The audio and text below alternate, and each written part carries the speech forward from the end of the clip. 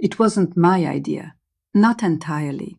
Someone else planted the seed, watered it with their own failure. They tried to be a killer, fucked it up royally, and left the mess for me to clean. Not that I'm complaining. Failure is just a rough draft. I replay it all in my head, silent and clean, far from the buzzing fluorescent lights of this precinct. They can't touch it there, can't twist the edges of my truth.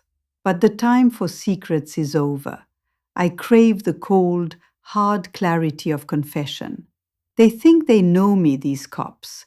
The sergeant, with her cheap blonde dye job and lipstick that screams desperation, keeps glancing my way. She thinks I'm anxious, eager to get this over with.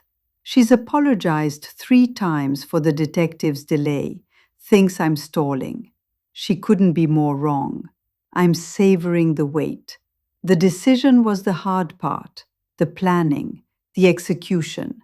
Now, all that's left is the telling, and I'm in no rush. They call it an interview room.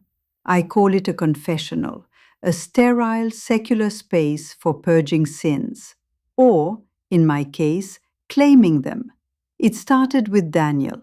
He was persistent, a weed in my carefully curated garden. I told him to leave me alone. I warned him. But Daniel, bless his oblivious heart, kept pushing. He thought my polite rejections were a game. He thought he could win. He was wrong. The first strike was an accident, a shove, a stumble, a cracked skull on the edge of the coffee table.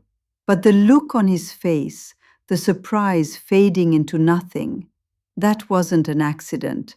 That was interesting. The second strike was deliberate. A pillow, a struggle, a life extinguished. It was messy, harder than I thought, but exhilarating. Now here I am, waiting, ready to tell them everything, or at least my version of everything. The truth, plainly laid out.